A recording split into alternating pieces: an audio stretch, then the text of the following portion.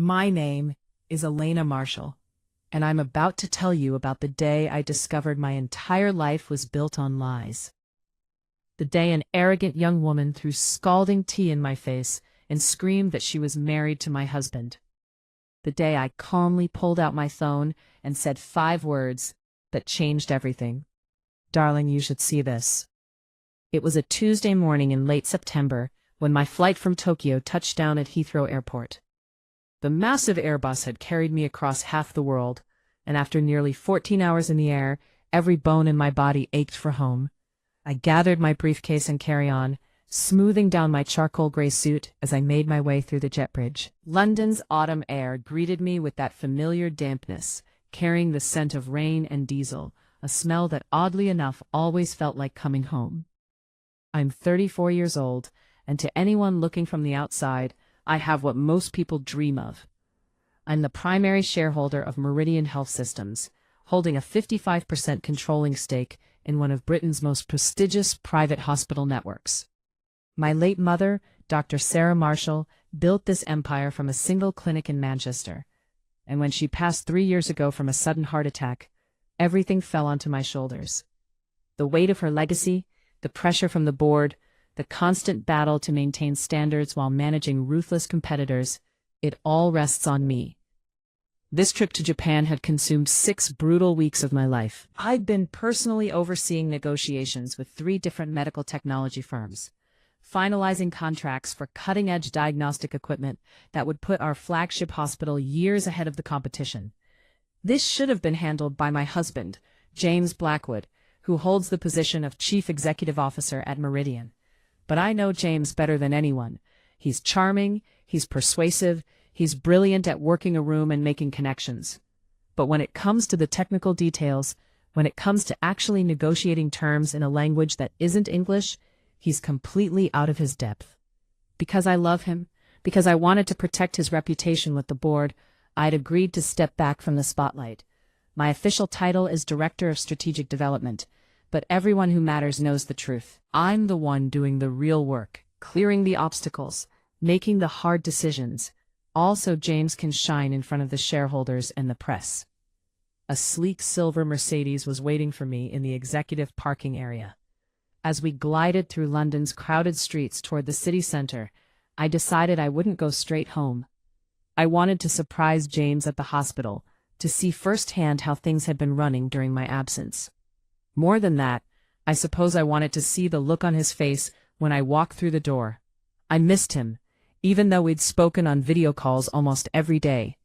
Meridian Royal Hospital rose like a gleaming monument in the heart of Kensington, 22 floors of state-of-the-art glass and steel, reflecting the gray autumn sky. Looking at the building, seeing our name emblazoned across the entrance, I felt that familiar mix of pride and anxiety wash over me. This was my mother's dream made real, and now it was mine to protect. I told the driver to drop me at the main entrance rather than the private executive entrance around back. I wanted to walk through the hospital as an ordinary visitor might, to see and hear the real pulse of the place, not the sanitized version presented in quarterly reports. I pulled my own suitcase through the automatic doors, stepping into the bustling main lobby. The space hummed with controlled chaos. The reception desk was busy with patients checking in, families huddled together in worried conversation, the soft ping of the elevator chimes, the hurried footsteps of medical staff in their scrubs and white coats, the clean, sharp scent of antiseptic mixed with fresh flowers from the gift shop. I stood near a column, adjusting my jacket, planning to observe for just a moment before heading upstairs to James's office on the executive floor. But then I saw something that made me stop in my tracks. Near the center of the lobby, where several corridors met, a woman in dark blue scrubs was kneeling on the polished floor. Dr. Amara Okonkwo, our head of neurology and one of the finest physicians I'd ever known. She was performing CPR on an elderly woman who'd collapsed, her movements precise and urgent, sweat beading on her forehead despite the air conditioning. "Step back, please. Give her space," Amara's calm but commanding voice rang out. "I need a nurse with a glucose test kit, now." I stood there watching her work.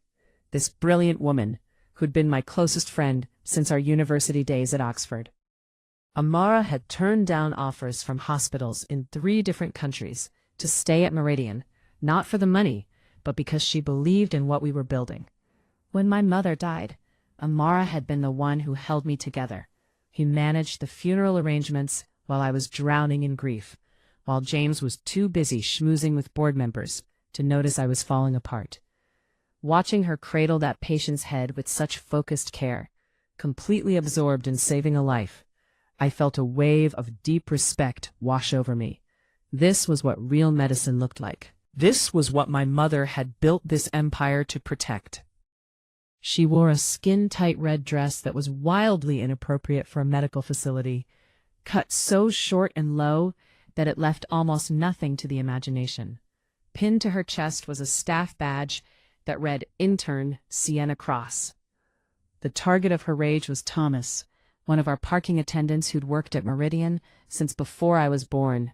He was a retired postal worker, probably in his 70s, with kind eyes and silver hair. Now he stood there with his shoulders hunched, being verbally demolished by someone young enough to be his granddaughter. "I'm terribly sorry, miss," Thomas stammered, his weathered hands twisting his cap.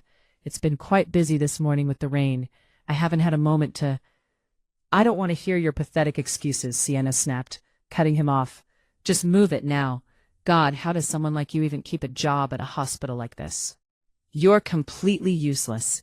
Having thoroughly humiliated the old man, she immediately pulled out her phone, flipped to the front camera, and her entire demeanor transformed in an instant. The scowl melted into a bright, artificial smile as she started speaking to her screen. "Hey, loves. Morning, everyone. So, your girl Sienna just had the most annoying start to her day, dealing with incompetent staff, but whatever. I'm here to save lives and look amazing doing it, right? Don't forget to smash that like button and share my live stream. Let's get this trending." I checked my watch. 9:45 in the morning. This employee was nearly 2 hours late for her shift, dressed in complete violation of our professional conduct code, and was now standing in the middle of our lobby, verbally abusing a colleague and live streaming on social media during work hours.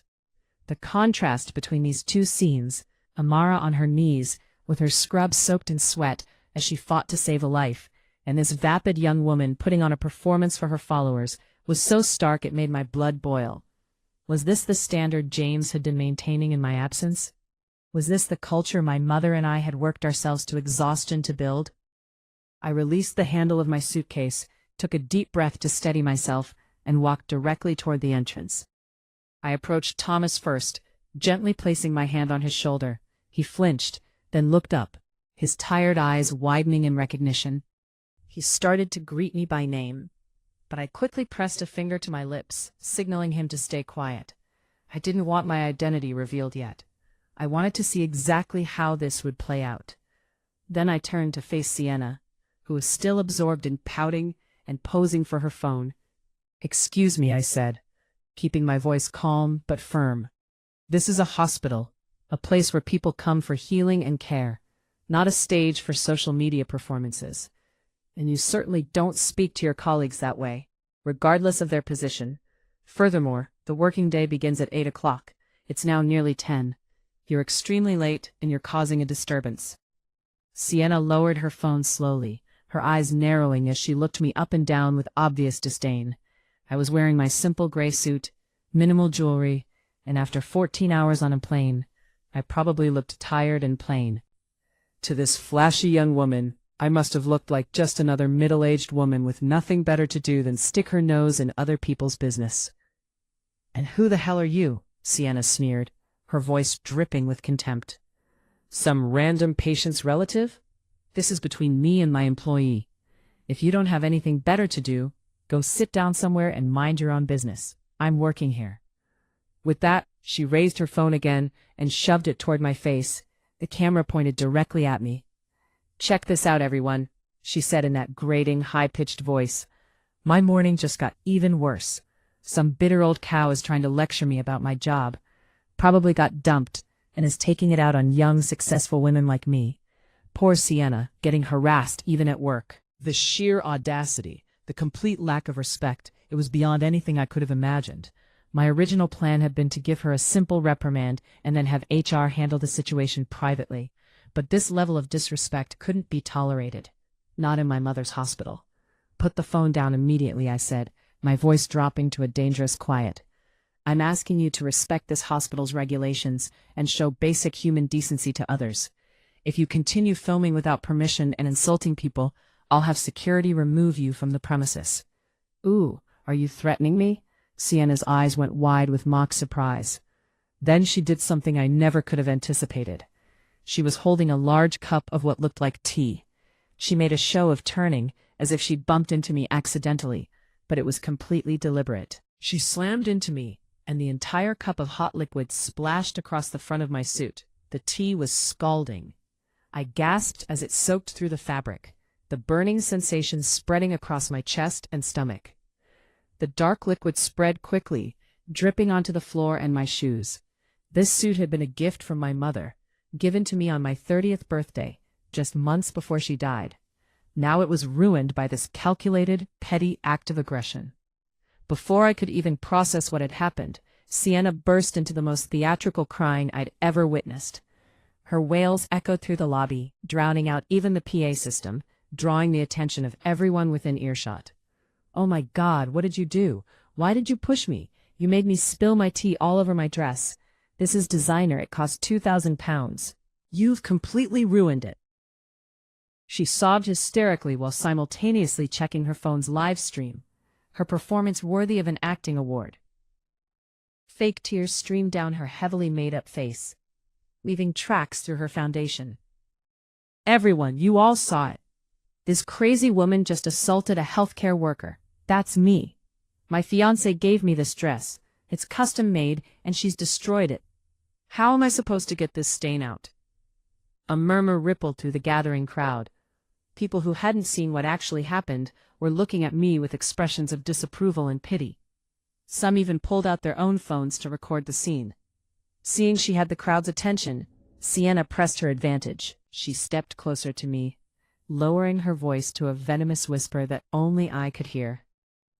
"You'd better apologize right now and pay for my dress. Do you have any idea who my fiancé is? My fiancé is James Blackwood, the CEO of this entire hospital. He can fire anyone here with a snap of his fingers. You mess with me and you'll find yourself and your whole family blacklisted from every decent hospital in London." Hearing James's name come from this arrogant, vulgar girl's mouth felt like being stabbed in the chest. My husband, James Blackwood, the man I'd trusted completely, the man I'd sacrificed my own career advancement to support. Since when did he have a young mistress flaunting her supposed power in the very hospital my mother built? I looked down at the tea stains spreading across my suit, then back up at Sienna's triumphant face. Instead of rage, I suddenly felt the strangest urge to laugh, a cold, bitter laugh. I calmly pulled a tissue from my handbag and wiped the sticky liquid from my hands. Then I raised my head and looked at her with the coldest expression I could manage. "You said your fiancé is James Blackwood, CEO of this hospital?" "That's right," Sienna smirked. "Scared now, aren't you? Get on your knees and apologize properly, and maybe I'll convince him not to have you thrown out and banned for life." Before I could respond, a familiar figure pushed through the crowd, stepping between us like a protective barrier. That tall, solid frame belonged to Amara. She'd finished with her emergency patient, and the faint smell of antiseptic still clung to her dark blue scrubs. She stood there, radiating quiet authority, and even though she didn't raise her voice, the noisy crowd immediately fell silent. Even the people with their phones lowered them slightly. Amara glanced at the tea stain on my suit, and I saw a flash of pain and barely controlled anger in her eyes. Then she turned to Sienna, and her gaze became absolutely glacial. "Miss Cross," Amara said, her voice low and measured, each word perfectly enunciated, "would you care to explain why you're causing a scene in the main lobby of this hospital?" Seeing Amara, Sienna hesitated for just a moment, but then her arrogance returned. After all, Amara was just a department head, an employee. Sienna's man was the one who ran the whole place, or so she thought. "Dr. Okonkwo, you saw what happened. This woman pushed me, and spilled tea all over the expensive dress James gave me. I'm live streaming this to expose these violent, unstable people who come into our hospital. Everyone needs to see what kind of trash walks through these doors. Amara didn't even glance at the phone. She calmly pointed to the large plaque of hospital regulations mounted on the wall nearby. Please read aloud for me, Miss Cross. Rule number 1, treat all patients, visitors, and colleagues with respect and dignity. Rule number 4, staff attire must be professional and appropriate for a medical environment. Rule number 7, personal business and social media activities that create disturbances are strictly prohibited during work hours. Now look at yourself and tell me how many of those rules you're currently violating. Sienna's face flushed with anger. She stammered for a moment before retorting, I'm a special case. James said I could express myself creatively with my wardrobe. You're just an employee, doctor. What right do you have to lecture me?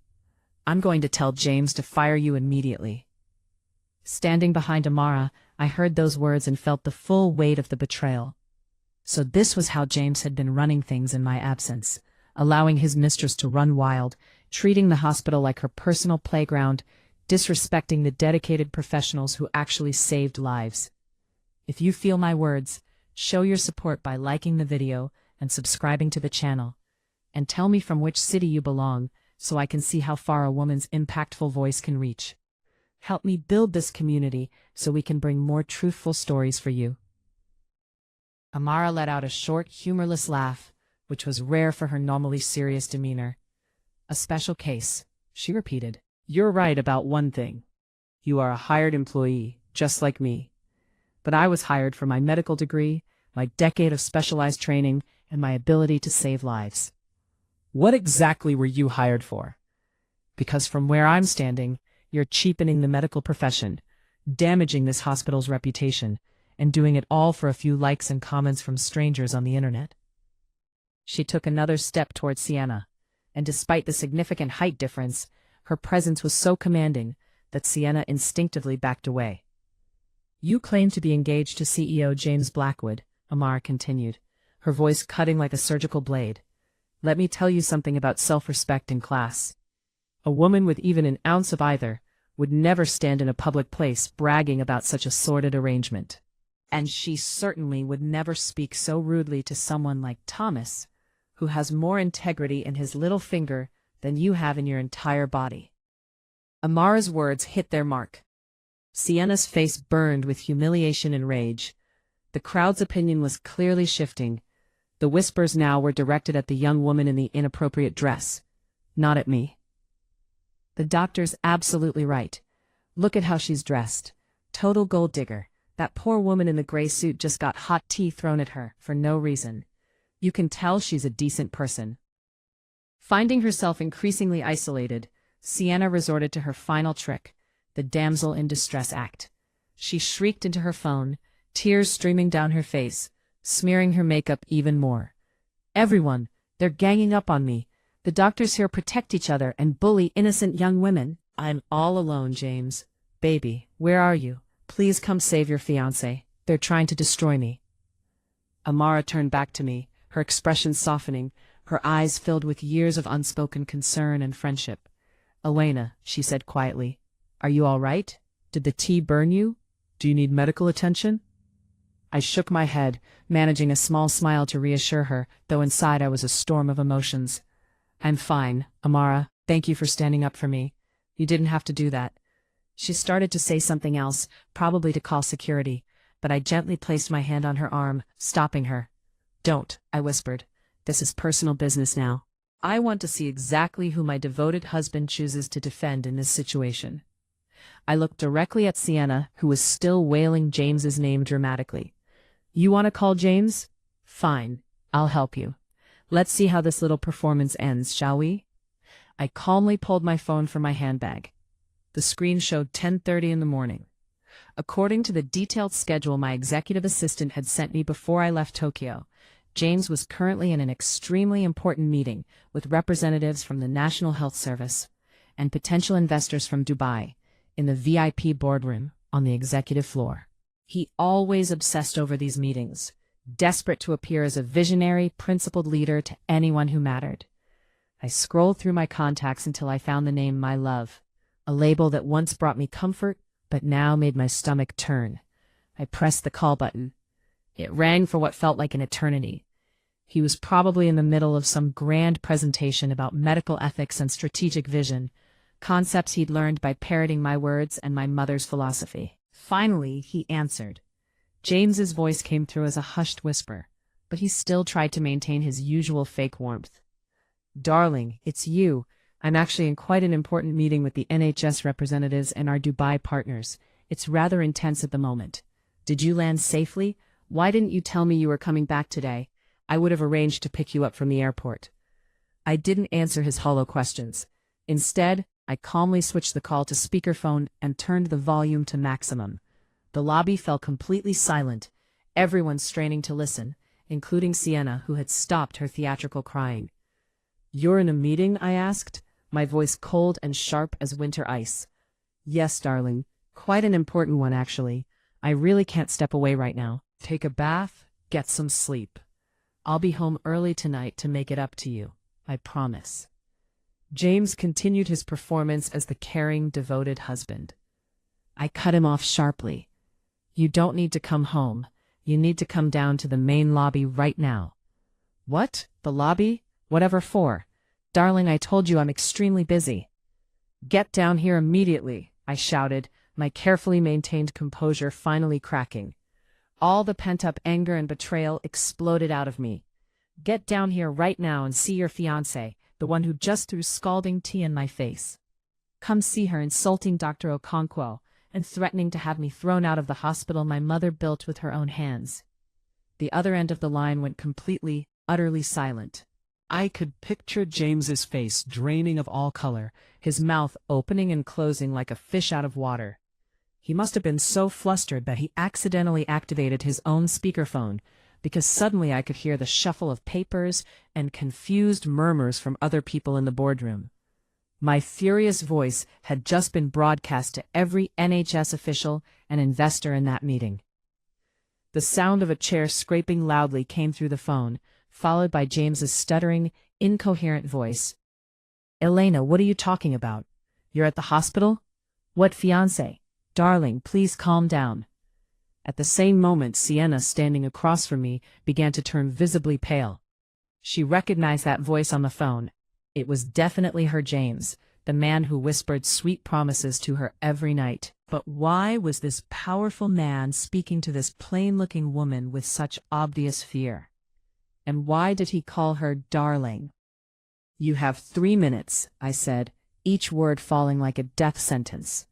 "If you are not standing in this lobby in 3 minutes, I will have my solicitor, Mr. Harrison, bring all the necessary legal documents directly to your boardroom. We can discuss our situation in front of your NHS representatives and your Dubai investors. Your choice." I hung up without giving him a chance to respond. The hospital lobby was eerily, almost supernaturally quiet. The only sounds were the gentle hum of the air conditioning and the distant ping of elevator chimes. All eyes were fixed on me, the woman in the tea-stained suit who radiated an undeniable authority, the unmistakable presence of the person who actually owned this place. Amara stood beside me, her arms crossed, a look of grim satisfaction and absolute trust on her face. She knew the real show was just beginning. Sienna was trembling now, the phone nearly slipping from her shaking hands. She stared at me with complete disbelief, her pink lips quivering. Who are you?" she whispered. I looked at her and smiled. It was a gentle smile, but there was ice in it, a coldness that made her flinch. "Why did you stop your live stream?" I asked pleasantly. "Let's let all your followers see how your devoted fiancé handles the situation when his legal wife appears." Those 3 minutes were probably the longest of James Blackwood's life, and definitely the final moments of Sienna Cross's delusional power fantasy. I stood there with my back straight, waiting calmly for the storm I was about to unleash on the people who'd betrayed me. The atmosphere in the lobby had become so tense, you could have cut it with a scalpel. The crowd of onlookers, patients, nurses, administrative staff, even a few doctors who'd been passing through, had all instinctively formed a large circle in the middle of the floor. It was like some kind of modern coliseum. At the center stood me, Amara, and Sienna. Sienna still hadn't fully recovered from that phone call. She'd lowered her phone slightly, though I could see her thumb was still hovering over the record button. Some tiny, desperate part of her must have still been hoping this was all a misunderstanding. Maybe I was just some powerful business associate of James's. Maybe I was his boring, neglected wife that he always complained about when they were alone together. She still believed in her youth, her looks, and the sweet lies James had whispered to her in expensive hotel rooms. "Don't think you can scare me," Sienna stammered, trying to recover some of her earlier confidence, though her voice shook. "James loves me. He told me himself, even if you are his wife, it's just a piece of paper, a formality. Every successful man gets tired of his old wife eventually and wants something new and exciting. And I'm very, very exciting." I didn't respond to her pathetic provocation. Instead, I pulled out my phone again and sent a quick text to Marcus Harrison, my most trusted solicitor, and my mother's former legal counsel. "Marcus, bring File B to the main lobby immediately. It's time." The response came within seconds. "Understood, Mrs. Marshall. I'm in the building. On my way now." Amara moved closer to me, positioning her solid frame to shield me from the curious stares and the forest of phone cameras pointed in our direction. "Are you absolutely certain you want to do this here, Elena?" she whispered.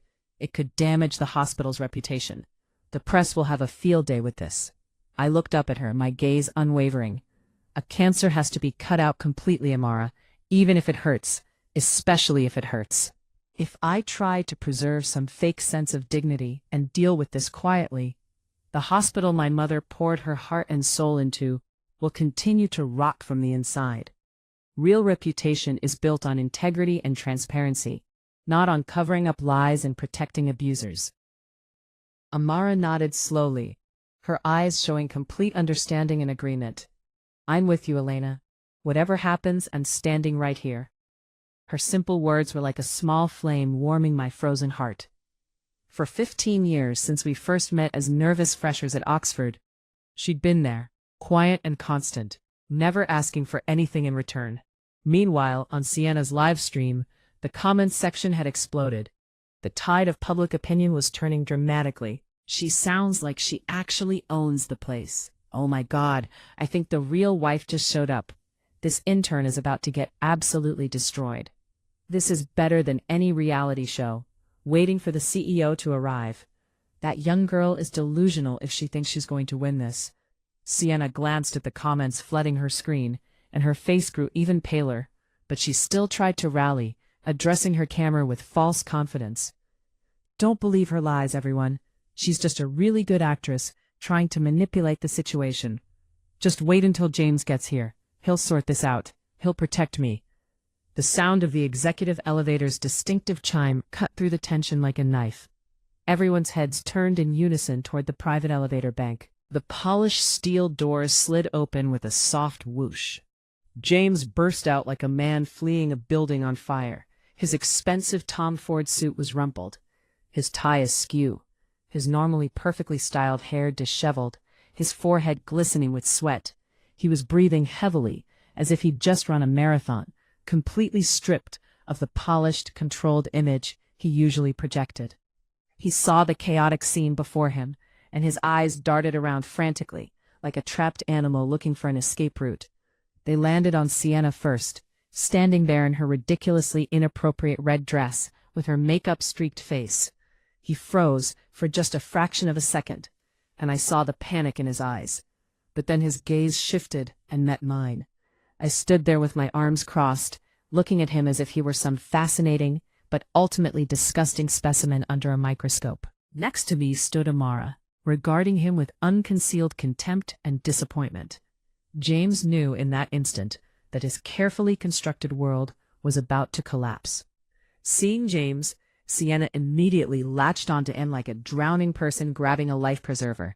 She threw herself at him with complete abandon, clinging to his arm and whining in that grating voice. "Baby, thank God you're here. Look what they did to me. This crazy woman and that horrible doctor were ganging up on me, bullying me. She threw tea on me and threatened to have me fired. Tell them who I am. Make them apologize." James stood frozen, his arm rigid in her desperate grasp. He stared directly at me, his lips moving soundlessly, unable to form words.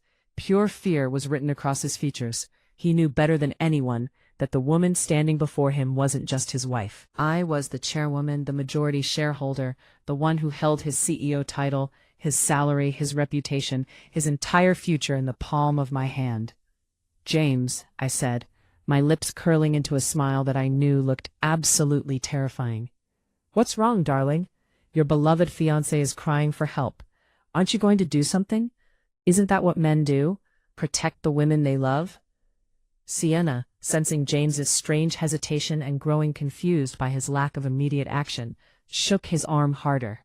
"What's wrong with you? Say something. Everyone's watching. You have to show them who's in charge here. Tell them I'm going to be your wife." James turned slowly to look at Sienna.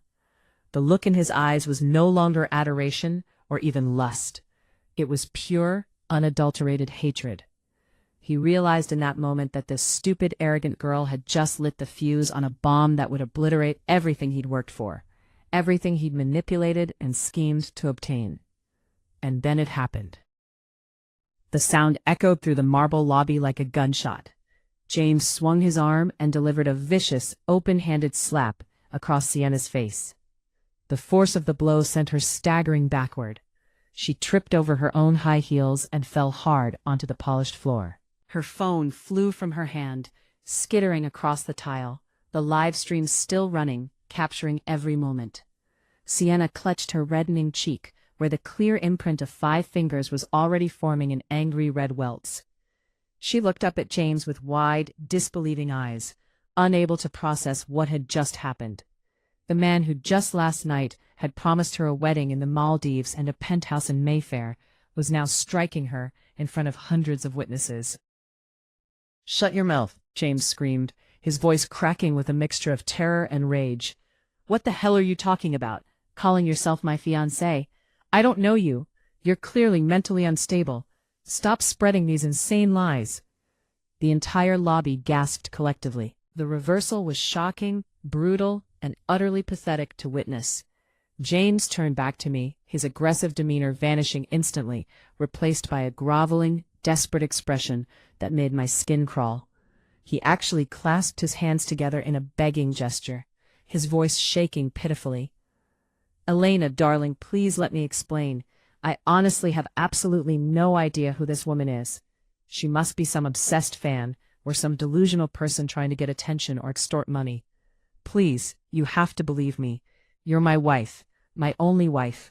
I love you. This is all a horrible misunderstanding." I watched his pathetic performance with rising nausea. Here was a man completely refusing to take responsibility for his actions, willing to throw his mistress under the metaphorical bus without a second thought, all to save his own skin. On the floor, after a moment of stunned shock, Sienna snapped. The physical pain of the slap was nothing compared to the public humiliation and the devastating realization of betrayal. Her survival instincts kicked in, and her aggressive nature took over completely. She scrambled to her feet, screaming at the top of her lungs, throwing all caution to the wind. "James Blackwood, how dare you hit me? You don't know me? Then who was in my bed at the Savoy last night? Who signed the lease papers for the flat in Chelsea in my name? Who's been sleeping with me for the past 8 months, telling me you were going to divorce your boring workaholic wife? You've bought me jewelry, clothes, paid for my holidays, and now that your rich wife shows up, you pretend you don't know me?" Her accusations were like ice water thrown in James's face. All his denials became meaningless in an instant. The phone on the floor was capturing every word, every image, broadcasting it live to thousands of viewers and recording it for eternity. "You need to shut up right now." James lunged toward Sienna, clearly intending to silence her physically, but Amara was faster. She stepped forward smoothly, grabbing James by the shoulder with surprising strength and pushing him back easily. Years of physical work as a surgeon had kept her strong, and James, softened by years of expensive dinners and gym memberships he never used, was no match for her. "That's quite enough," Amara said coldly. "Stop making a complete fool of yourself." You're disgraceful to this institution and everything it stands for. I walked slowly toward James, my heels clicking on the marble floor with the rhythm of a judge's gavel. I looked him straight in the eyes, all traces of affection or even basic respect completely gone. "You said you don't know her?" I asked, my voice terrifyingly calm and measured. "Then perhaps you can explain why she has after-hours keycard access to your office, and why her bank account received a transfer of £150,000 from an offshore account registered to a shell company that you control." James's eyes widened in absolute horror. He'd never imagined I knew about that money, the funds he'd been siphoning from the hospital's equipment procurement budget through a complex web of fake invoicing. He thought he'd hidden it so cleverly, so carefully. "What are you talking about? I don't know anything about any transfer. That's ridiculous. You're making things up," James stammered, still trying desperately to lie his way out. Just then, Marcus Harrison emerged from the crowd, a thick leather portfolio in his hands. He walked directly to my side, bowed his head respectfully, and handed me the folder. "Mrs. Marshall," he said formally, his voice carrying clearly through the silent lobby. "Here are the complete bank statements, the lease agreement for the Chelsea flat in Miss Cross's name, security footage from the Savoy Hotel for the past 3 months, and documentation of the offshore transfers. All obtained through completely legal channels, all admissible in court." I took the heavy folder and threw it at James's feet. The white pages scattered across the polished floor, exposing the naked, ugly truth for everyone to see. Bank statements with highlighted transfers, printed emails with incriminating subject lines, photographs of James and Sienna entering hotel rooms together. "Read it," I commanded. "Read it carefully, and then try to tell me again that you don't know this woman." James stared down at the scattered papers, his face turning a sickly gray color. He knew he was finished. His hands trembled as he slowly sank to his knees, reaching out to grab desperately at the hem of my stained suit. "Elena, please, I made a terrible mistake, a moment of weakness. Please, for the sake of our 8 years of marriage, forgive me, just this once. I swear I'll break it off with her completely. I'll do anything you ask. I'll be the perfect husband. Please. I'm begging you. Please forgive me." The sight of the hospital's CEO on his knees in the main lobby, crying and begging his wife for mercy, sent another wave of shock through the assembled crowd. Oh my God, so she really is the owner. The actual owner went undercover in her own hospital. This is better than any movie I've ever seen. This is justice. Good. Serves the cheating bastard right. Stealing from a hospital too. Absolutely disgusting. Sienna sat in a daze in the corner where she'd fallen, watching the man who'd been her ticket to a life of luxury groveling pathetically on his knees. She understood with crushing certainty that her dream of being a CEO's wife, of living in penthouses and shopping on Bond Street, had shattered into a million irretrievable pieces. Not only that, she was now facing serious legal consequences for receiving stolen money. I looked down at the man kneeling at my feet, and I felt absolutely nothing. No pity, no anger, nothing but cold emptiness.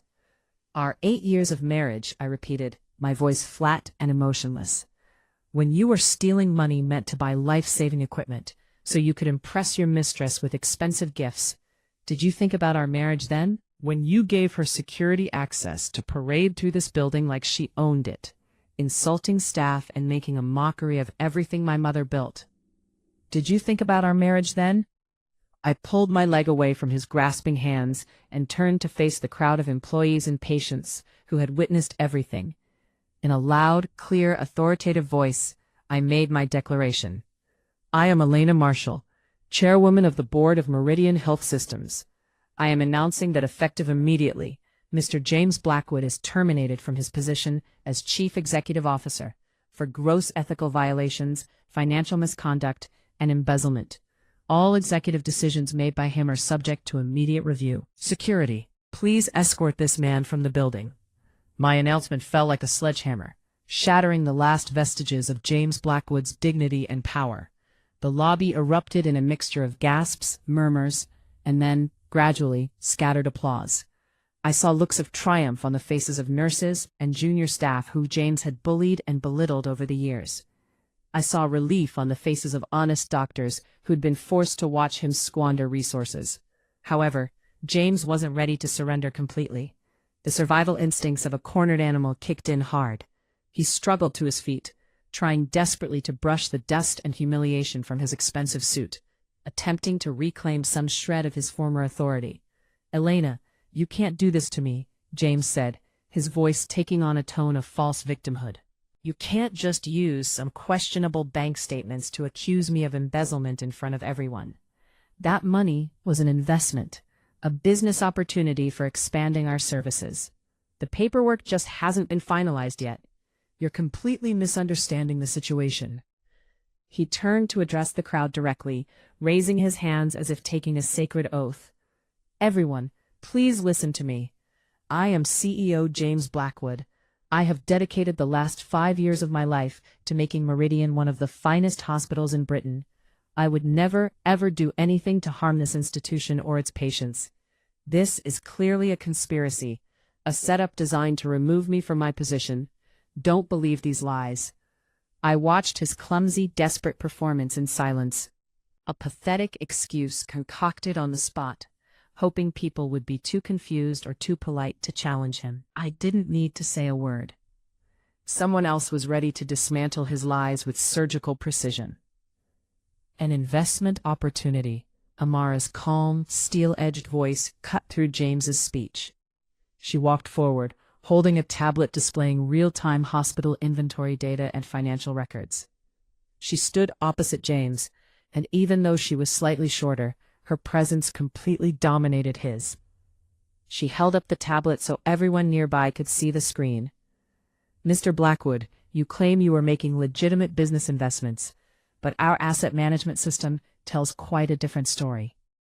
3 weeks ago, you authorized the purchase of advanced neuroimaging equipment and 6 state-of-the-art patient monitors. This authorization came at the exact same time Mrs. Marshall was in Tokyo personally negotiating those very same purchases with our suppliers. The total value of your supposed order was exactly £150,000. Would you care to explain that remarkable coincidence?" James sputtered, sweat now pouring down his face in rivulets, soaking his collar. The equipment is on its way. There are complications with customs clearance and shipping. What would you know about international logistics? You're just a doctor." Amara's expression didn't change, but I saw the flash of contempt in her eyes. She swiped her finger across the tablet screen, pulling up an email marked with a red priority flag. "I may just be a doctor, but I can certainly read English. This is a confirmation email from our Japanese supplier, sent to me directly this morning when I inquired about the delivery status. They confirm quite clearly that they have never received any payment whatsoever from Meridian for any equipment order placed in the past 2 months. Furthermore, they state that no equipment has left their facility destined for us." Another collective gasp rippled through the crowd. Amara's evidence was absolutely damning and irrefutable. She pressed on, her words precise and cutting. "You claimed the equipment was being shipped, yet our warehouse inventory shows no new arrivals and no pending deliveries. You used the excuse of needing an urgent down payment to secure limited availability technology. You embezzled the hospital's funds and transferred them to an offshore account, which then mysteriously funded a luxury flat for Miss Crosshair. Did you really believe the chairwoman wouldn't discover the truth? Did you think we were all too stupid or too intimidated to question you?" James was completely speechless now, stumbling backward as if he'd been physically struck. His body trembled uncontrollably. He'd never imagined that Amara, whom he'd always dismissed as just another employee, as someone too focused on medicine to pay attention to hospital politics, would be the one to expose his crimes so thoroughly. I looked at Amara with profound admiration and gratitude. It turned out that while I'd been away in Tokyo, she hadn't just been excelling at her medical duties. She'd been silently investigating, gathering evidence, protecting my mother's legacy, and preparing for this exact moment. She'd been waiting for my return so she could help me cut out the cancer that was destroying everything we'd built. Amara turned to address me directly, her voice formal and clear. "Madam Chairwoman, as head of neurology and as a senior member of the medical staff, I can confirm that the absence of this critical equipment has already negatively impacted our ability to provide optimal patient care. Mr. Blackwood's actions constitute not just financial theft, but a direct threat to patient safety and well-being. In my professional opinion, this is an unforgivable breach of medical ethics." Amara's final statement was the knockout blow. James sank back down to the floor, his eyes vacant and empty, all fight completely drained out of him. The truth was laid absolutely bare for everyone to see, undeniable and damning.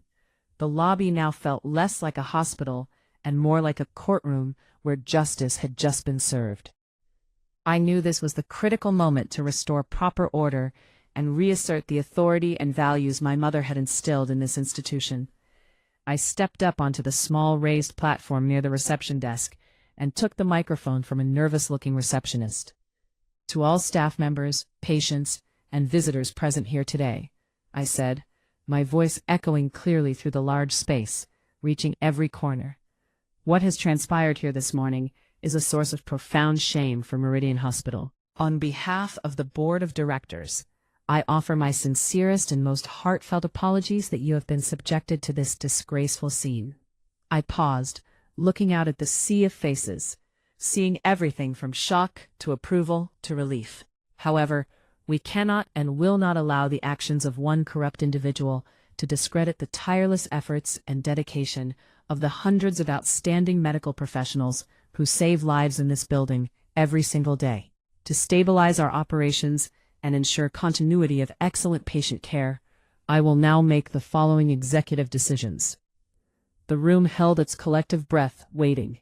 First, I pointed at James, still crumpled on the floor like a discarded puppet. "James Blackwood is terminated from all positions and stripped of all titles and responsibilities within Meridian Health Systems, effective immediately.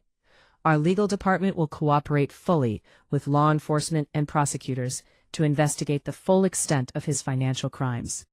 Security, please remove this individual from the premises now." 2 large security guards moved in quickly and professionally, hauling James to his feet. He offered no resistance this time, his head bowed in complete shame and defeat as they escorted him through the crowd toward the exit. The walk of shame was accompanied by a chorus of contemptuous whispers, and a few people even started clapping as he passed. "Second," I continued, my voice softening with genuine respect and warmth, "the CEO position obviously cannot remain vacant during this crisis. We need a leader with unquestionable integrity, exceptional talent, genuine compassion, and deep commitment to patient care to guide us through this difficult period and into the future." I turned to face Amara directly, smiled with real affection, and gestured toward her. "That person is standing right here. I am honored and proud to appoint Dr. Amara Okonkwo as Interim Chief Executive Officer of Meridian Hospital, effective immediately. I have absolute confidence that with her brilliant mind, her impeccable ethics, and her dedication to medicine, Dr. Okonkwo will restore this hospital to its proper place as a beacon of healthcare excellence." Amara looked genuinely surprised by my swift decision, but she composed herself quickly, her professionalism taking over. She stepped up onto the platform beside me and bowed her head respectfully to the assembled crowd. Instantly, thunderous applause erupted throughout the lobby. It started with the junior doctors and nurses and quickly spread to department heads, administrative staff, and even patients' family members. The ovation wasn't just for Amara's appointment. It was applause for justice being served, for corruption being exposed, for truth prevailing over lies. Amara took the microphone from me, her hands steady and sure. "Thank you all for your trust and support," she said simply but powerfully. "I promise to dedicate myself completely to creating a healthcare environment that is transparent, ethical, and utterly focused on patient well-being above all else. We will rebuild what has been damaged. We will restore what has been lost." Thank you. If you feel my words resonating with your own experiences, show your support by liking this video and subscribing to the channel. Tell me which city you're from. so I can see how far a woman's voice of truth can travel. Help me build this community of strong women supporting each other, so we can share more real stories that matter. While James was being led away and Amara was being celebrated, there was still one loose end that needed to be tied up. Sienna, the once arrogant intern, was now huddled in a corner near a pillar, her face a complete mess of smeared makeup, tears, and running mascara. Seeing that attention had shifted away from her, she tried to quietly sneak toward a side exit, hoping to slip away unnoticed in the chaos. He signaled discreetly to security, and 2 guards moved to block her escape route. "Miss Cross," Marcus said, his tone perfectly polite but absolutely chilling. "Where exactly are you going in such a hurry? We haven't yet had the opportunity to discuss the matter of Mrs. Marshall's ruined suit, the harassment of hospital staff, or the reputational damage you've caused to this institution." Terrified and trapped, Sienna turned back toward me, her eyes desperate and pleading. Her entire fantasy world had collapsed in less than an hour. Her wealthy boyfriend arrested, her job gone, her future destroyed. Mrs. Marshall, Madam Chairwoman, please, I'm begging you, please forgive me," she whimpered, actually falling to her knees on the cold floor, just as James had done minutes earlier. "I know I was horribly wrong. I'm young, and I was stupid. James manipulated me, lied to me, used me. Please don't fire me. Please don't sue me. I don't have any money to pay fines or legal fees. Please, I'll do anything." I stepped down from the platform and walked slowly toward her, looking at the trembling young woman kneeling at my feet. I didn't feel triumphant or victorious. I felt something closer to sad pity for a life that had gone so terribly wrong, for choices driven by greed and vanity. "You say James manipulated you," I said quietly, crouching down slightly so I could look directly into her eyes. "But who was it that threatened to have me thrown out of the hospital? Who screamed abuse at an elderly man who was just doing his job? Who stood here live streaming herself bragging about stolen money and illegitimate power? Those were your choices, Sienna. You weren't some innocent victim. You were blinded by greed, by delusions of grandeur, by the fantasy of living a life of luxury you hadn't earned." I stood back up and turned to Marcus. "Mr. Harrison, terminate Miss Cross's employment immediately for gross misconduct, harassment, and violation of hospital policies. Additionally, prepare documentation for the authorities regarding her role as a knowing recipient of embezzled funds. That flat in Chelsea was purchased with money stolen from this hospital's patients. Every penny of it needs to be recovered and returned." Hearing this final judgment, Sienna collapsed completely, sobbing uncontrollably into her hands. She knew her comfortable life was over. The luxury apartment, the designer clothes and handbags, the expensive holidays in Ibiza and Monaco, it would all be seized and sold. She'd be thrown back into harsh reality with nothing except a criminal record and a reputation destroyed beyond repair. Amara walked over quietly. She didn't add any words of reprimand or judgment. Instead, she pulled a simple business card from her white coat pocket and placed it gently on the floor in front of Sienna. "This is the card of an excellent therapist who specializes in helping people with personality disorders and issues of self-worth," Amara said calmly and without condescension. "I genuinely hope that after you've paid the legal price for your mistakes, you'll get the help you clearly need. Learn to be a decent, honest human being before you try to be a rich or famous one." Amara's gesture, though gentle, was perhaps the most profound punishment of all. It stripped away Sienna's last shred of pride by pointing out that she wasn't just a criminal, but someone with deep psychological problems that needed professional help. 2 security guards approached and helped Sienna to her feet, though she could barely stand on her own. They escorted her toward the exit, her sobs gradually fading as the glass doors closed behind her.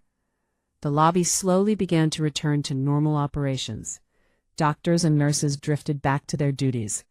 The PA system resumed its normal announcements. The crowd dispersed, though I heard whispered conversations everywhere, people processing what they'd just witnessed.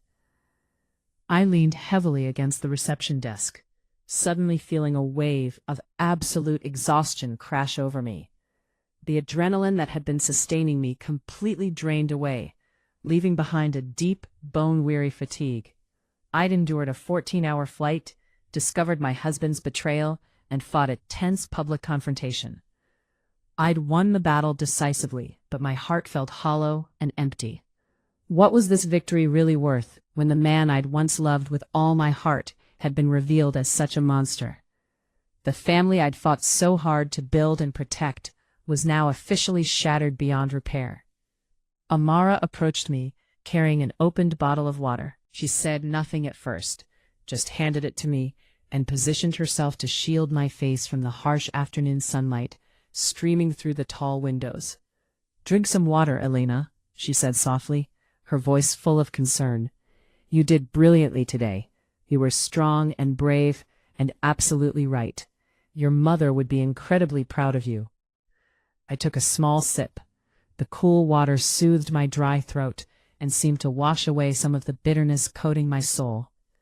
"Amara, I'm so tired," I admitted, my voice barely above a whisper. "I thought I was strong enough to handle anything, but this hurts so much more than I ever imagined it would." She looked at me with deep compassion and understanding, placing a comforting hand on my shoulder. It was a steadying, grounding touch that reminded me I wasn't alone. "Of course it hurts, Elena. You're human, not made of steel or stone," she said gently. "But you were brave enough to face the truth and cut out the cancer before it destroyed everything your mother built. Now it's time to focus on healing. I'll handle things here at the hospital. You should go home and rest." I nodded weakly, knowing she was right. I needed to go home, though not to rest. I needed to prepare for the next battle, the divorce proceedings and the complete legal separation from James. Marcus walked over, still holding his leather portfolio, understanding immediately what needed to happen next. "Mrs. Marshall, I took the liberty of drafting divorce petition documents last week when the evidence first came to light. With this level of documented infidelity and financial crime, the court will grant the divorce swiftly and rule entirely in your favor. Would you like to review and sign the papers?" I took a deep breath, gathering what remained of my strength and resolve. "Give me your pen, Marcus." I signed my name with a firm, steady stroke across the bottom of the petition. That single signature ended 8 years of my life, destroyed the illusion of a happy marriage, closed one painful chapter, and opened an uncertain but honest new one. "Marcus, begin formal proceedings immediately. I want all joint assets frozen. I want a complete forensic audit of every account he had access to. He leaves with nothing except the legal minimum, not a penny more." "Marshall," Marcus said, taking the signed documents with a look of professional respect. "I'll file these with the court this afternoon." I turned back to Amara, managing a small, tired but genuine smile. "Thank you, Amara, truly. I don't know what I would have done without you today. You've always been there for me, even when I didn't fully appreciate it." She smiled warmly, a rare expression that transformed her usually serious face. "Don't thank me for keeping a promise," she said. "In her final weeks, your mother saw through James completely. She saw what he really was, but she didn't want to hurt you by saying it directly. She made me promise I would always watch out for you, always protect you if I could. A promise to someone I respected as much as your mother isn't something I take lightly." I looked deep into Amara's eyes and saw not just friendship and loyalty, but something deeper, something that had perhaps been there for years, but I'd been too busy or too blind to notice. But this wasn't the time to explore those feelings. I needed time to heal, to rebuild myself, and she understood that without me having to say a word. I collected my ruined suitcase and walked out of the hospital into the bright London afternoon. The autumn sun cast long shadows across the pavement. I walked with my head held high, leaving the ruins and ashes of my past behind me. Ahead lay a future that would undoubtedly be full of challenges, legal battles, difficult decisions, and lonely nights. But it was also a future full of possibility, honesty, and hope. And for the first time in a very long time, I knew with absolute certainty that I wouldn't be walking that path alone.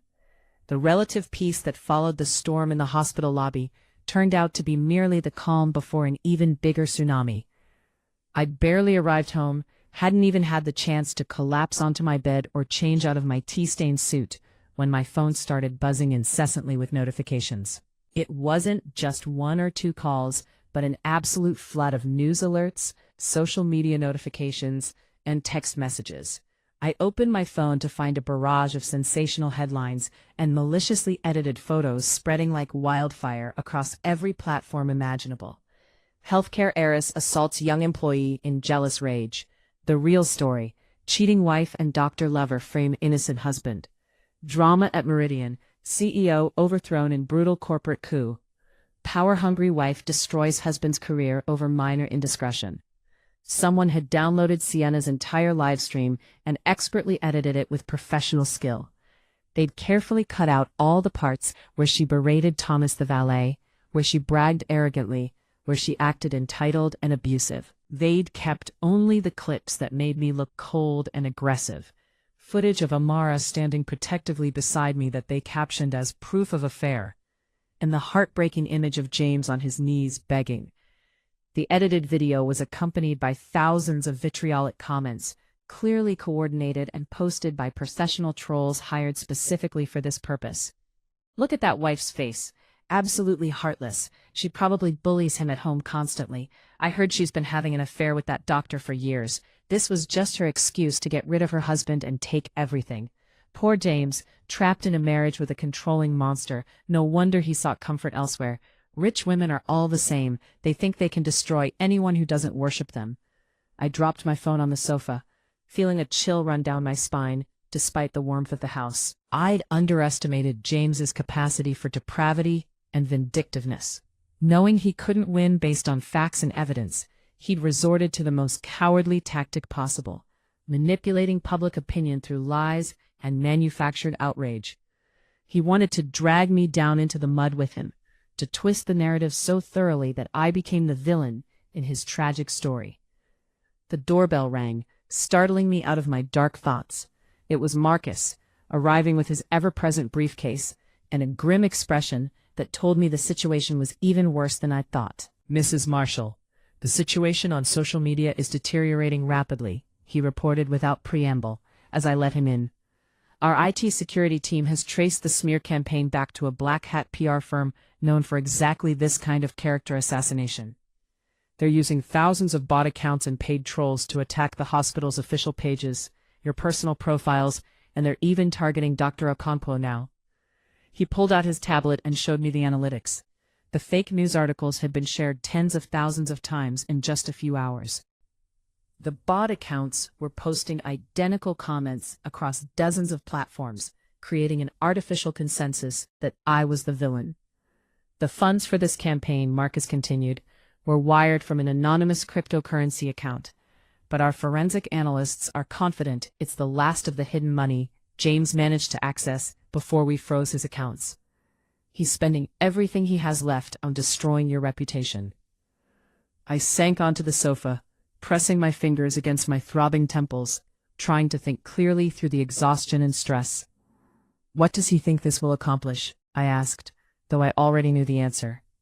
"Does he really believe this will pressure me into giving him a better settlement, that I'll back down to avoid the negative publicity?" "That's exactly what he's counting on. He knows he can't win in court. The evidence against him is overwhelming and irrefutable. But if he can turn public opinion against you, make you look like the aggressor, he hopes you'll settle quietly just to make the scandal go away. Or more simply, he wants revenge. He wants to hurt you the way you've hurt him by exposing his crimes." Cornered people become desperate and dangerous. I took a long sip of the tea Marcus's assistant had thoughtfully prepared, forcing myself to think strategically rather than emotionally. "I will not negotiate with him, Marcus. Not for a single pound. Not to spare my reputation or make this easier. He chose to play dirty, to lie and manipulate and destroy. Now I'll show him exactly what happens when you provoke a woman who has absolutely nothing left to lose." "What are your instructions, Mrs. Marshall? Should we have our PR team issue counterstatements?" Should we disable comments on our official channels to stop the trolls? I shook my head firmly. No, absolutely not. The more we hide, the more we try to control the narrative defensively, the guiltier we look to the public. Let them talk. Let them speculate and argue. The truth has a way of emerging, and truth doesn't need to hide in the shadows. Marcus, I want you to arrange a formal press conference for tomorrow morning, 9 o'clock sharp. Marcus's eyebrows rose slightly in surprise. A press conference? Mrs. Marshall, are you certain? The media will be absolutely ruthless. They'll ask invasive questions, try to provoke you. I'm counting on it, I said with a cold smile. Invite everyone, the major news networks, the tabloids, the online gossip sites, especially the ones that are currently slandering me. I want every journalist who's written a nasty headline to be in that room. I will face them directly and tell the complete, unvarnished truth. No hiding, no spin, just facts. Marcus nodded slowly, a look of admiration crossing his professional features. Understood, Mrs. Marshall. I'll make the arrangements immediately. This is either going to be a brilliant vindication or, he trailed off, or a disaster. I finished for him. I know, but I'd rather face disaster honestly than live safely in a lie. That night sleep was completely impossible. I wandered through my large empty house, a home that had once felt warm and full of life, but now felt cold and hollow. Every room held memories that now felt tainted and false. The kitchen where James and I used to cook together on Sunday mornings.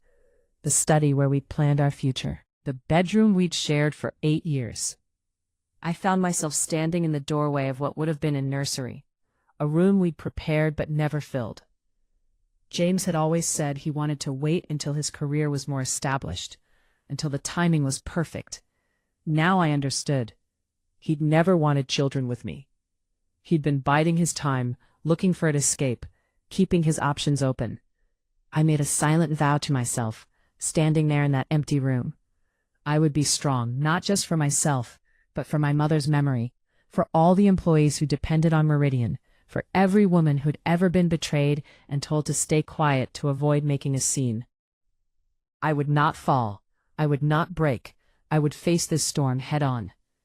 The next morning dawned gray and rainy, perfectly matching the mood. I dressed carefully, in a simple navy blue dress and jacket, professional but not flashy, with minimal jewelry and natural makeup. I wanted to look like exactly what I was, a serious businesswoman, not a scorned wife or a vengeful ex. The main conference room at Meridian Hospital was absolutely packed with reporters by the time I arrived. Camera flashes strobed continuously, creating an almost blinding effect. The clicks of camera shutters created a tense, almost predatory atmosphere. Journalists from every major outlet were crammed into the space. BBC, ITV, The Times, The Guardian, Daily Mail, and dozens of online publications. Everyone wanted the inside story on the billion-pound scandal that had captivated the entire country overnight. I walked into the room with Amara by my side, both of us projecting calm confidence despite the hostility we could feel in the air. We took our seats at the head table, and immediately a dozen microphones were thrust toward us. I opened the press conference myself, my voice steady and clear, amplified by the sound system. Good morning, ladies and gentlemen. My name is Elena Marshall. I've called this press conference not to defend myself against false accusations, but to defend the honor and integrity of Meridian Hospital and its dedicated staff. The information currently circulating on social media and in certain publications is a deliberately misleading fabrication, edited with malicious intent to defame and slander. A young reporter from one of the tabloids immediately stood up, not waiting to be called on, launching a hostile question. Mrs. Marshall, the public has seen evidence that you and Dr. Okonkwo are engaged in an extramarital affair, and that you used false embezzlement charges to remove your husband and clear the way for your lover. How do you respond to these allegations? The room fell completely silent, every eye fixed on me, waiting to see if I would crack under pressure. But before I could formulate my response, Amara took the microphone. She stood up slowly, her tall frame commanding immediate respect and attention. She looked directly at the reporter, then let her steady gaze sweep methodically across the entire room. I'll answer that question, Amara said, her deep voice carrying clearly and confidently through the speakers. Regarding the relationship between Mrs. Marshall and myself, I can state unequivocally that we are longtime friends from our university days, trusted colleagues, and professional partners. There is absolutely no romantic or sexual relationship as the malicious rumors falsely claim. She paused deliberately, taking a breath, and I saw her steeling herself for what came next. However, I will not hide one important truth from you or from the public. I'd have had personal feelings for Elena for many years, feelings that developed during our time at Oxford and have remained constant through her marriage and to this day. It is an affection born of deep respect, admiration, and genuine care for her as a person. The room erupted in shocked murmurs and excited whispers. No one had expected such a frank, vulnerable admission. Amara continued, her voice remaining steady and strong. But I have never once, not in 15 years, crossed any ethical or professional boundary. I kept those feelings entirely private, so that Elena could pursue her own happiness without interference or complication from me. I'm revealing this now, publicly, because I can no longer remain silent while watching her be slandered by a coward who refuses to take responsibility for his own criminal actions. Amara signaled to her assistant, who activated the large screen behind us. An official-looking document appeared, clearly labeled as a DNA paternity test from an accredited laboratory. As for the real reason Mr. Blackwood was terminated, Amara said, her voice taking on a harder edge, this is evidence we initially held back, hoping to grant him one final shred of dignity. He has proven comprehensively that he doesn't deserve it. The image on the screen showed conclusive DNA results. This is a certified paternity test, confirming that James Blackwood is the biological father of a 5-year-old boy currently living at Meadowview Children's Home in South London. Mr. Blackwood fathered this child with another woman more than 6 years ago, long before he became involved with Miss Cross. The auditorium erupted in gasps, shocked exclamations, and the frantic clicking of camera shutters capturing the screen. After the child's mother passed away from cancer 3 years ago, Amara continued relentlessly, Mr. Blackwood abandoned his own son at a state facility. Despite living a life of luxury, despite his substantial salary, he has never once visited this child, never provided any financial support, never even acknowledged his existence. A man who not only commits adultery and embezzles from his employer, but who abandons his own flesh and blood child to the state. Does such a man have any moral standing whatsoever to play the victim? This revelation was the nuclear option, the piece of evidence that completely and utterly destroyed any remaining public sympathy for James.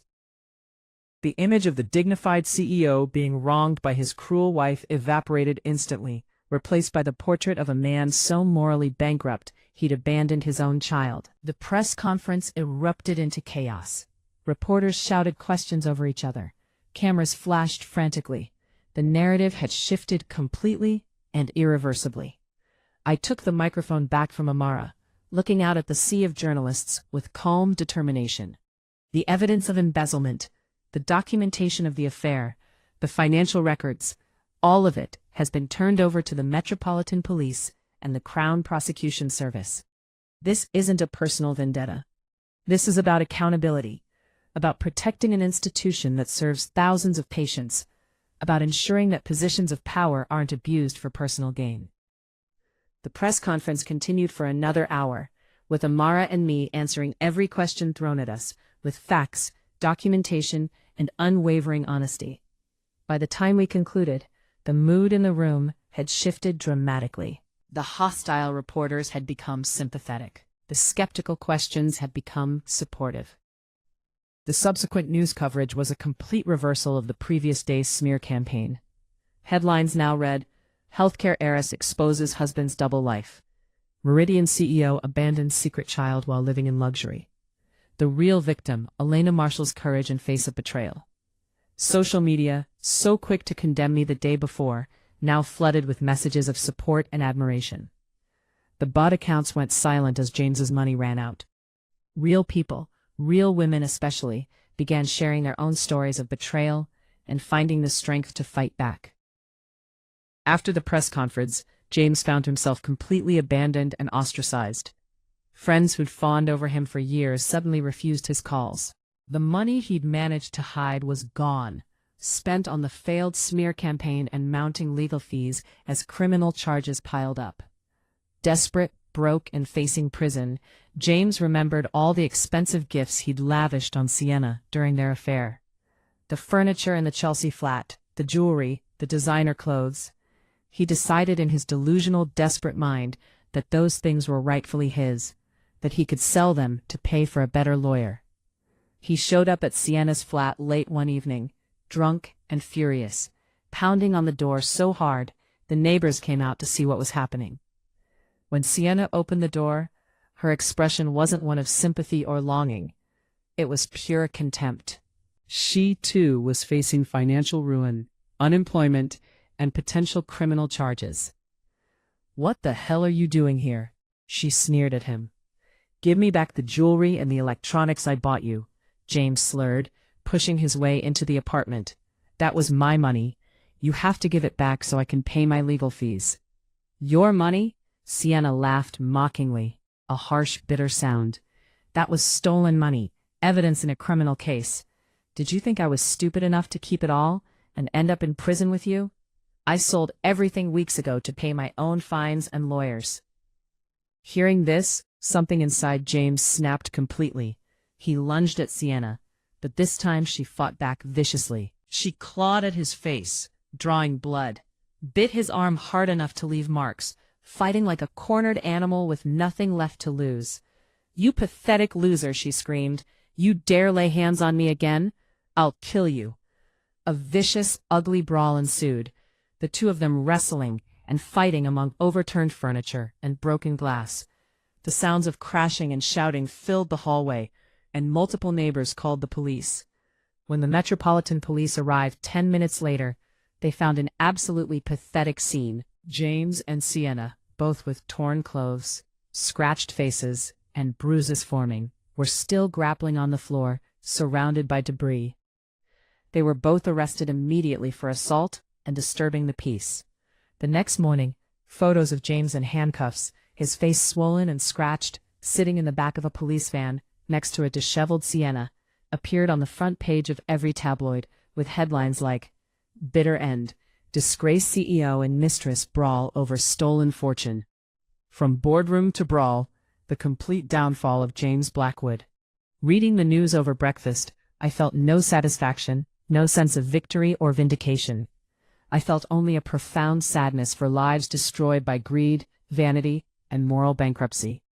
6 weeks later, the divorce proceedings began in family court. James sat across the courtroom from me with a state-appointed public defender, looking 10 years older than he had 2 months earlier.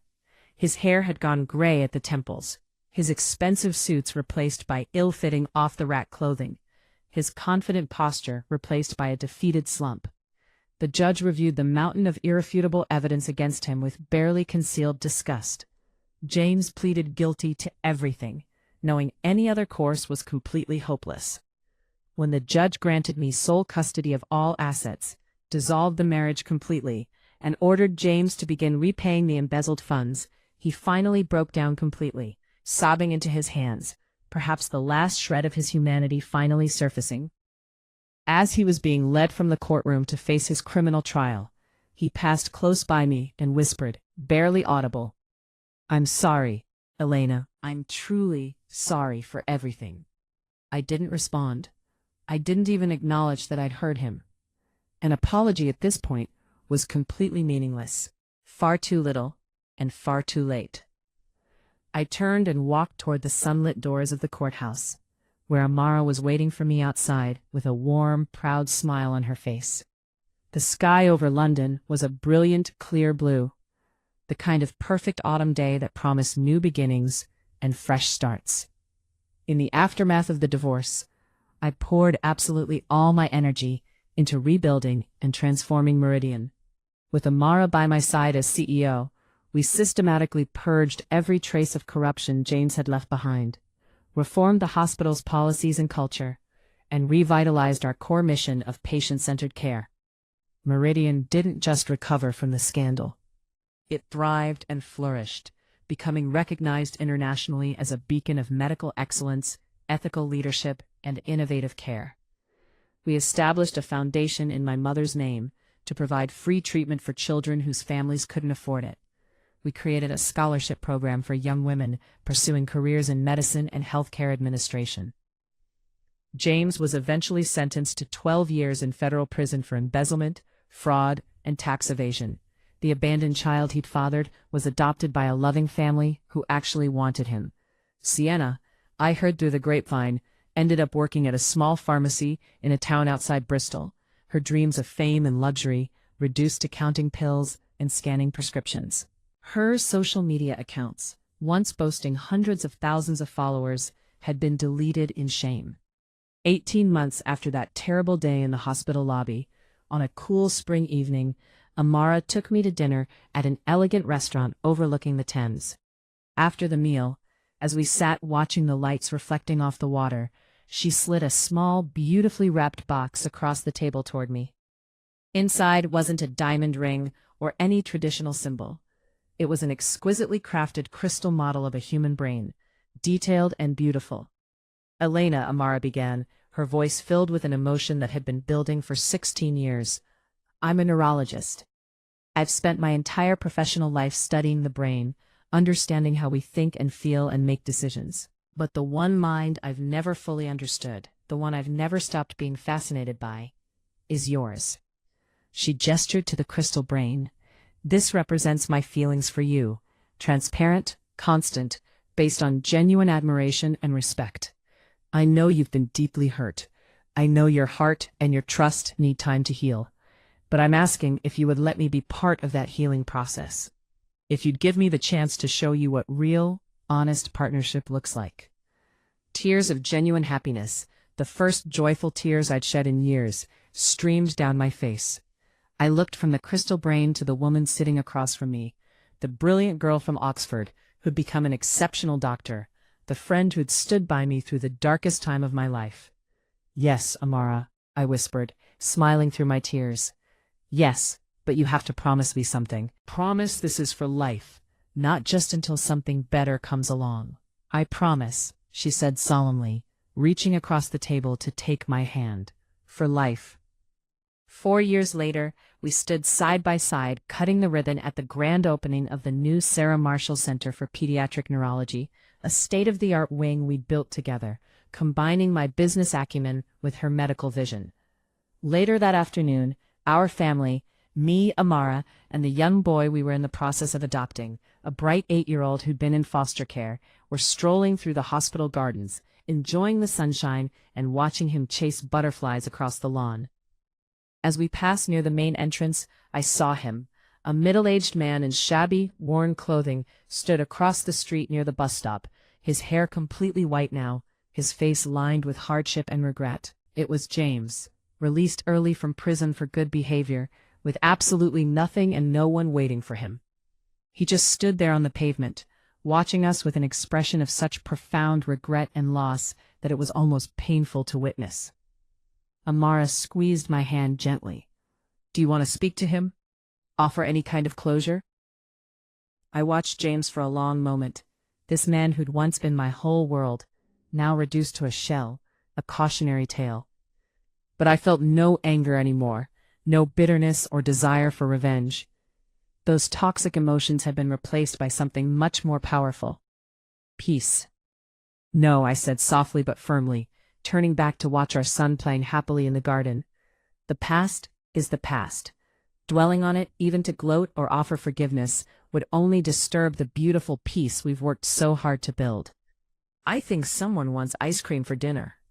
I took Amara's hand, and without looking back even once, we walked together toward our car and our future, bathed in the warm glow of the setting sun. I understood then, with perfect clarity, that the best form of success isn't crushing your enemies or making them suffer. It's building a life so full of genuine happiness, purpose, and light, that their darkness and their destructive choices can no longer touch you in any meaningful way.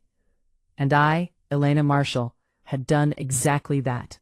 I'd taken the broken pieces of my life and built something beautiful, something real, something worth protecting. If you feel my words, if this story resonated with your own experiences or gave you strength, show your support by liking this video and subscribing to the channel. Tell me which city you're from, so I can see how far a woman's voice of truth and resilience can travel across this world. Help me build this community of strong women supporting each other, bringing more real stories that matter, stories that remind us we're never alone in our struggles.